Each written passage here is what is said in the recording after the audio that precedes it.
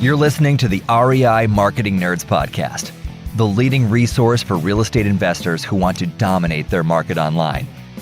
Dan Barrett is the founder of AdWords Nerds, a high-tech digital agency focusing exclusively on helping real estate investors like you get more leads and deals online, outsmart your competition, and live a freer, more awesome life.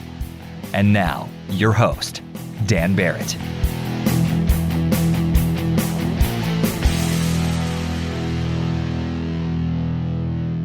All right, I'm here with Michael Lee from 416homebuyer.ca. Homebuyer.ca, that's right. I got it. 416homebuyer.ca. Michael, welcome to the show, man. Thank you so much for being here. Thank you for having me. Yeah, it is my pleasure. We were actually talking before we started recording. We're kind of like getting loosened up. So I have some background on you, which is very exciting for me because, if you guys are listening to this right now, you are curious about someone who is absolutely crushing it in virtual wholesaling right now.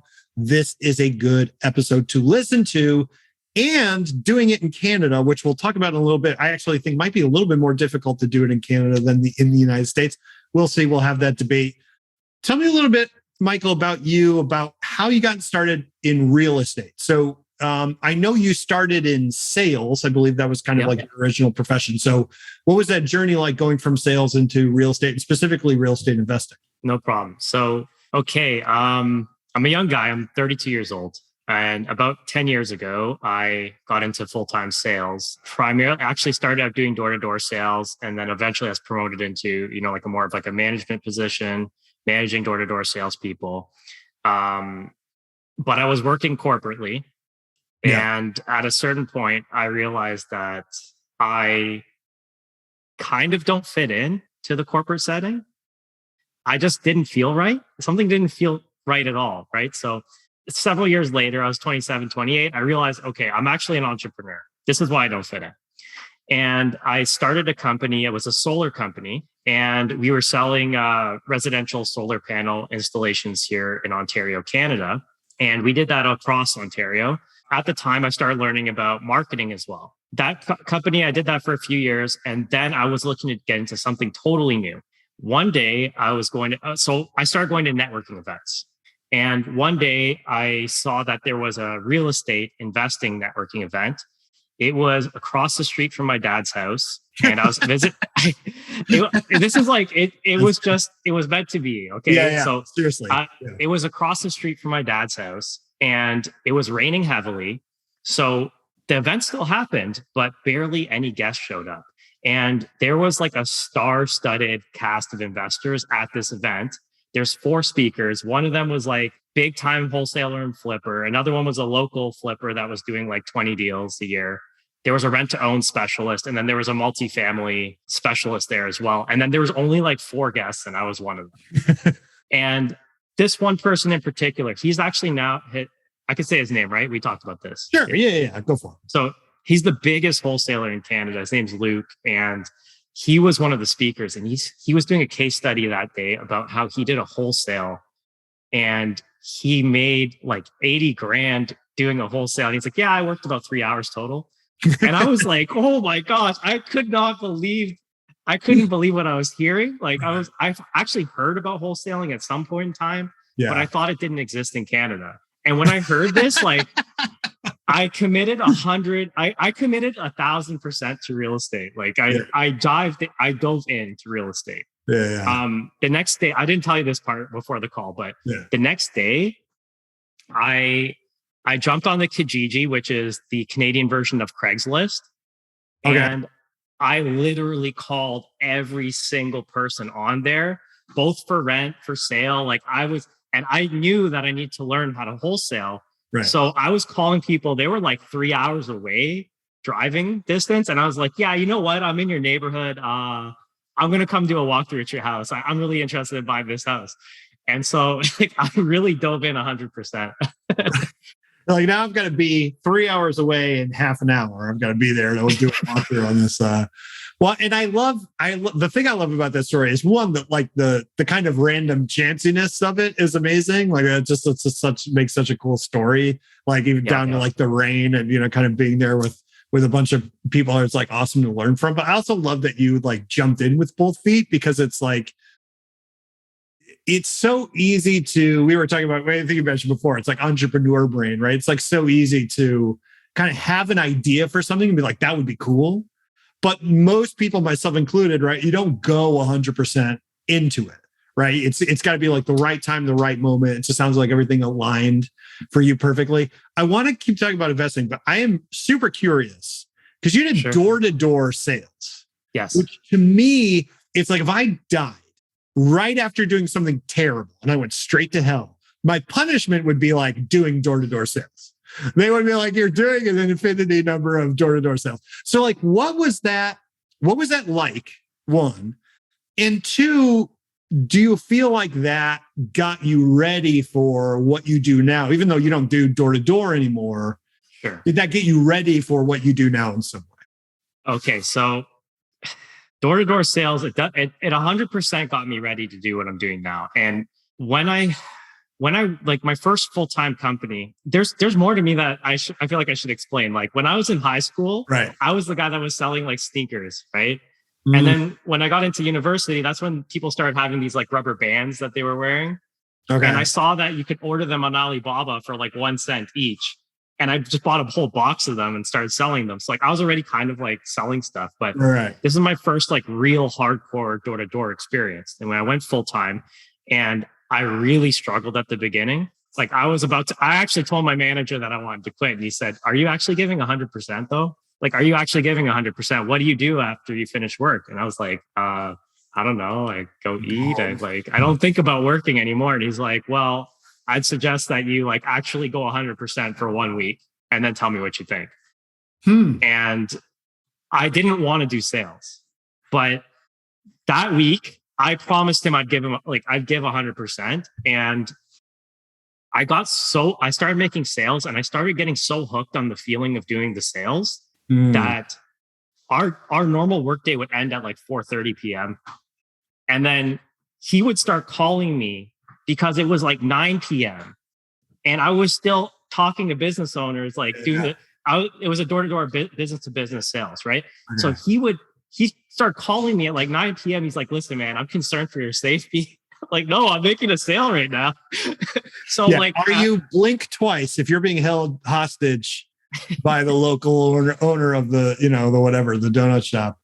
So it got me going because that feeling of, it is difficult. It's not easy, but when you do succeed, there's a rush that comes with it.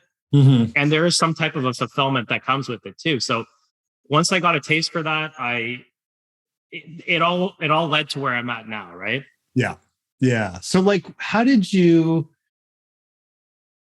we need to get to investing, but okay. I want to, because I'm so fascinated by people who go door to door. And like, literally we had someone come to our door yesterday and like, how'd that go? Not great for that person. Fine for me. I just opened the door and I'm like, I don't know you, so get off my property, but I'm very polite, I'm very polite, but but I'm always curious because I always, again, entrepreneur brain. I'm like, well, if I had to do that, how would I make this go better? Right. So what was your opener? Like if you are knocking on someone's door, their business in this case, and it's the middle of the day, bro, if you came to my door like today, I'd be like, go away. I'm working right now. You know what I mean? Man. So like, what's the opener for that? This is what I want to know. Okay. So back then I was selling debit machines door to door. Okay. So like credit card, you pull the money out. Yes. Okay. And one thing you should know is that Canada is like at least 10 years behind the States when it comes to debit machines. Okay. I was just in Florida a few weeks ago and they had some machines like I've never even seen them before. Like I don't even know what kind of technology you guys are using, but like we're like 10 years behind you. So I would go door to door. I was selling these machines and the market's so saturated, it's so burnt. And like, oh, by the way, the Americans there are calling the Canadian businesses too, right? So I know we're going to talk about that. They're going for your market. Yeah, for sure. Yes. So there was like this suit that we would wear. And like the second you actually open the door of the business and they see you like wearing this suit, they would like start swearing at us, right? Because that's how much people were doing this. Right. It was so saturated. So like I would come in, I had to try to take an angle where I'm trying to be least offensive, right? But still a little bit pushy. Right. Yeah. So I would come in and I would say something along the lines of like, hey, I know you don't want to see me, but I might be able to save you some money. I'm not going to ask for a lot of your time. You can actually just keep doing what you're doing. But if you can grab a bill, I can see if our latest promotion can save you some money. And I'll take maybe 5-10 minutes to figure that out. If it looks like I can do something with, help you out in a little bit with your business, then we'll have something to talk about. If not, I'll be on my way. Right. Now, most of the time, they used to actually say, I don't want to talk to you right now. And I'd be like, oh, don't worry. I'm in the neighborhood. You'll see me tomorrow. So they would actually get the feeling this guy's never going to go away. Right. Yeah. And then it's almost kind of like, it's almost like a joke between you, right? It's like, don't worry. You'll see me again. You know what I mean? Yeah. Like I like that quite a bit. I do want to pivot. I will just literally talk to you about door-to-door sales for this entire podcast. That would be terrible. It's a real estate investing podcast. So you specifically, when you got going with investing, you chose the model of virtual wholesale, right? Yeah. And you're telling me. I can explain that. Yeah, I would love that. Okay. So first after doing all the working, working corporate, I started my solar company. I actually started out doing door-to-door. My first few sales were door-to-door. Right. But yeah, go back to what I know. That's my skill set. Yeah. Got it. Exactly.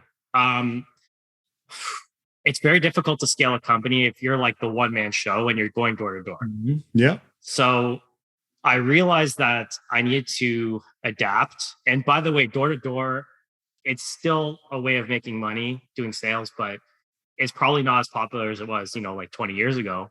Everything's going online. I knew everything was going online. So I said to myself, like, maybe I need to find a way to, to reach more people per day. And I turned to online marketing. So I actually started doing my own Facebook and Google ads for my company. And I was like blown away at the beginning how much sales you can make by doing this, right? Yeah. So then I just stuck with what time was this roughly? This is like 2016, 2017. Okay, cool. Yeah. And yeah, man, like you're getting the most Google ads, you're getting the most qualified leads. These are people that are literally typing into Google, like, I want the government rebate solar program in Ontario. And then they come to you on a silver platter, basically, right? This half the sales done. Yeah. So it's a lot easier than going door to door. I'll tell you that much. So is it the fact that you had this skill set from the solar business, you've been doing some online marketing, is that why you decided to do the virtual wholesaling thing? Was that kind of just like what made the most sense for you? Yeah. So I'm going to go back to that night. I was in that, it's raining like crazy. I'm in this room with like 4 big time investors, but they're all in different fields of investing. Yeah. And I just gravitated right to the wholesaling guy. Like I saw that there was an opportunity for me in that. Mm-hmm. I realized that my sales skills, my marketing skills, I could do something with it. Yeah. And I felt that I actually had an opportunity to get into real estate investments. I didn't have a lot of money. Like I wouldn't be able to buy a house cash with my own money, right? Right. Yeah. But I saw that I could talk to people and I could get leads, especially online leads. So I saw that there was an opportunity. So let's talk a little bit about wholesaling in Canada specifically, right? Because, we were talking before the podcast, I've been doing this, the lead generation for real estate investors thing for about a decade. And 99.5% of our clients are in the States, right? But the vast majority of clients we've gotten in Canada have come over the last few years. So to me, from the outside, it seems like it's getting more popular there. Give me a sense of like how well known is investing in Canada? Like, do you have a lot of competitors? Like what is that market like? And culturally, where does it fit for you? Because I do feel like investing, it has deep roots in the States, deep roots meaning since like the 80s. So, deep roots for the United States. But, how does it fit in terms of the Canadian sort of home buying culture, if that makes any sense? Sure. And I'm going to give you my perspective coming from Toronto, Ontario. So like pretty much like one of the biggest cities in Canada, right? Gotcha. Investing is definitely like there are a lot of real estate investors. There are a lot of real estate agents. I think in Ontario, there's like 40 or 50,000 agents. Wow. So even if you're not competing with other real estate investors per se, you're still competing with those agents to get, they want listings, and you're looking for not necessarily the most listable houses, but they are trying to get listings as well, right? Mm-hmm. As far as other wholesalers or flippers, what I have seen is when I got into the business, there was a level of saturation, but everyone that I've met that's pretty successful with wholesaling and investing, most of them have started over the last 5 years. So I would agree with you that it's picked up. I think there is a level of there is definitely competition. If you try to buy a domain name for like a house buying domain name in Canada, like the way I got 4and6homebuyer.ca was I literally just kept typing in domain names until I got something that wasn't taken, and I just went with it. There was no like branding strategy behind it. So you had typed in 415 domain names. You're like, 1 homebuyer.ca. Nope. 2. And you got the 416. You're like, that's the one. The 416 is the telephone code here in Toronto. But I tried so many things. I know it was a joke. I'm kidding. So all right. So I'm super curious. So would you we'll kind of pull back the curtain a little bit. So you're currently working with AdWords Nerds, right? So it's like I know a little bit about your lead gen stuff. So tell me about when you got into investing, you started doing online marketing, you started doing Google ads. Kind of what's that sort of in the beginning, that sort of phase of that? How is it going? And what were the difficulties you were running into just kind of in general? Myself personally running the ads? Yeah. Okay. So I would consider myself, first of all, I'm a business owner. And secondly, I'm probably, my main background is in sales.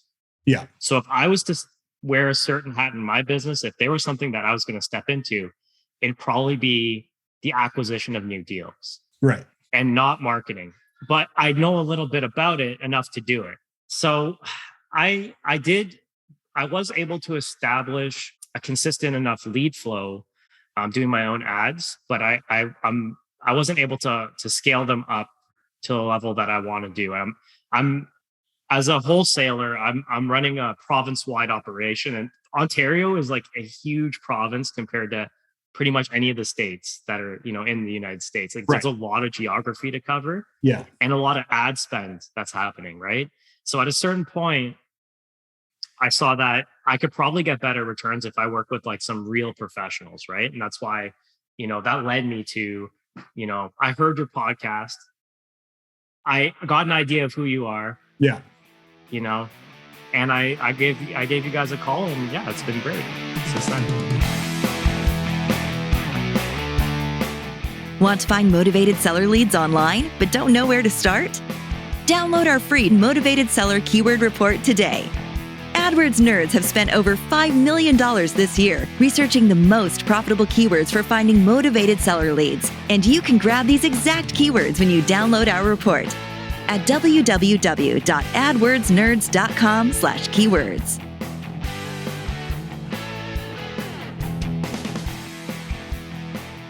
So what's that process been like? Well, you could talk about that was the before. What's the after been like? Like what's been your experience with the online marketing in general? Or, you could talk about working with us specifically, but just what's been the sort of after photo of that process? The after photo. Oh man. I don't want to First of all, shirtless, ripped, bristling with muscles. That's how it goes. But beyond that, the marketing side, what's that look like?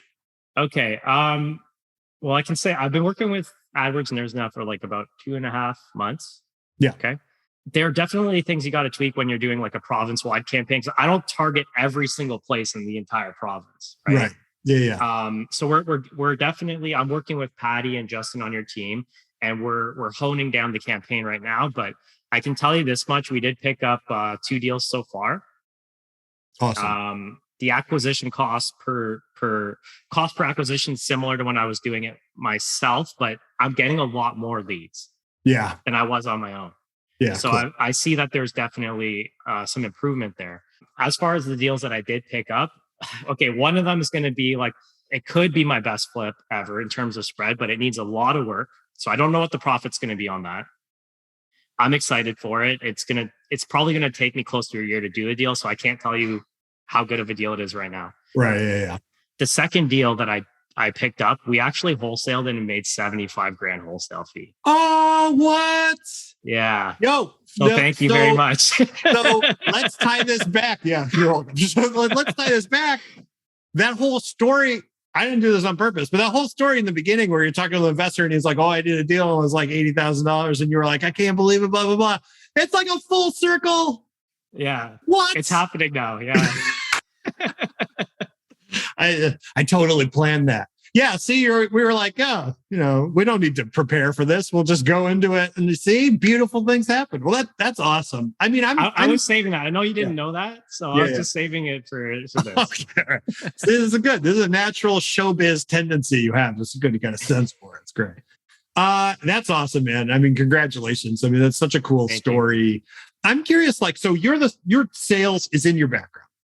Right. And obviously lead gen, it's important. You got to get the leads in the door, but you also have to close the deals. This is also the big thing. And I think that one of the things that I always stress with our clients is having a sense of, hey, it's like we can generate all the leads in the universe. It's not going to matter if you're not getting in front of the sellers, if you're not following up, if you're not closing, right? It's like these things are critical. We all kind of know this.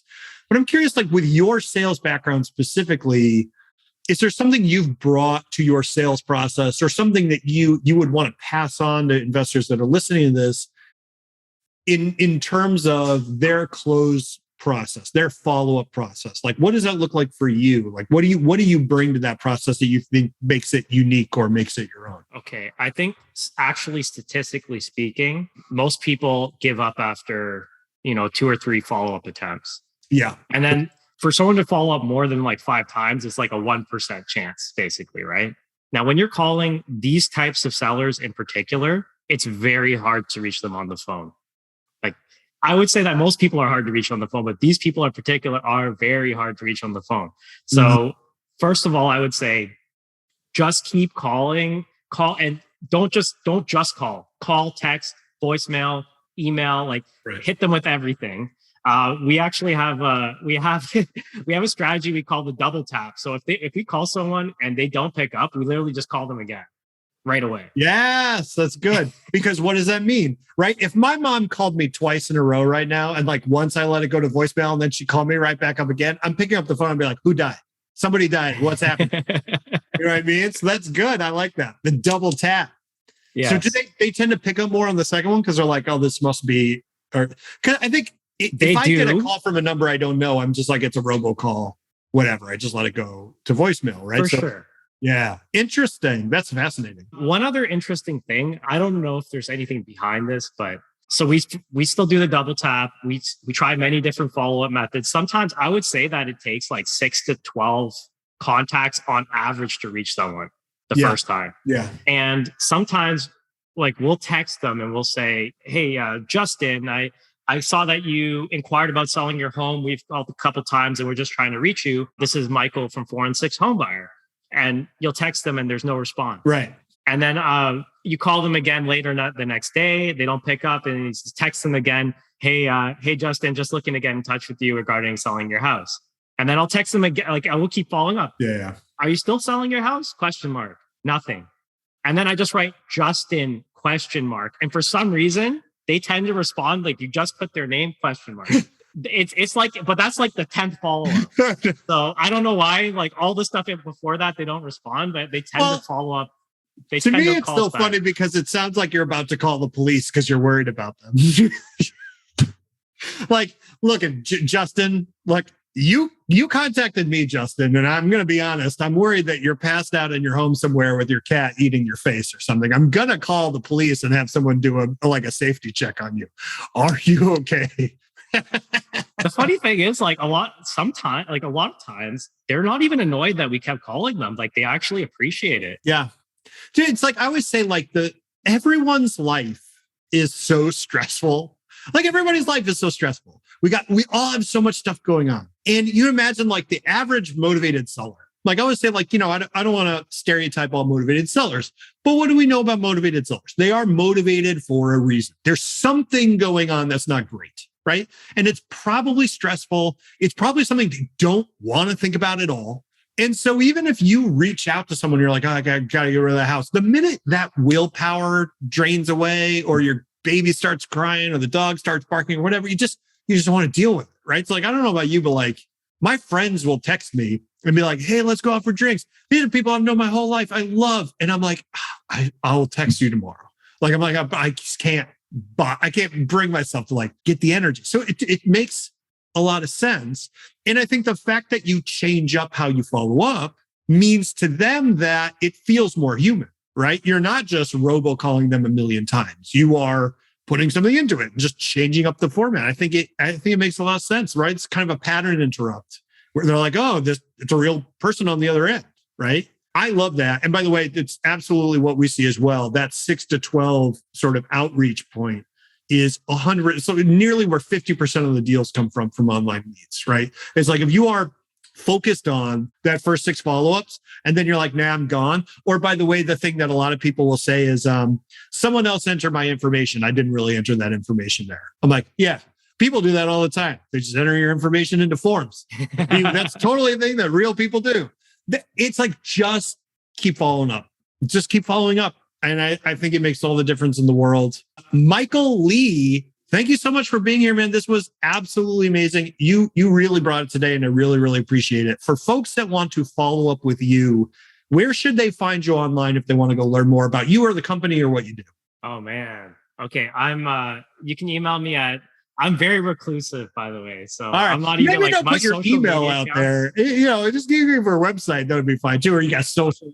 My website is 416, the number's 416, homebuyer.ca. And you can email me at mike@416homebuyer.ca. We can set up a call. All right. Please do not abuse this young man's. Don't abuse me. People.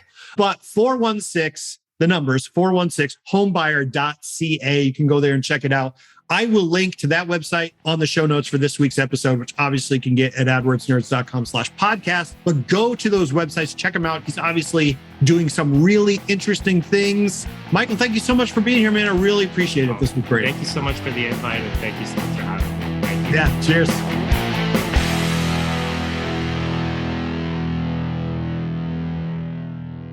This is thepodcastfactory.com.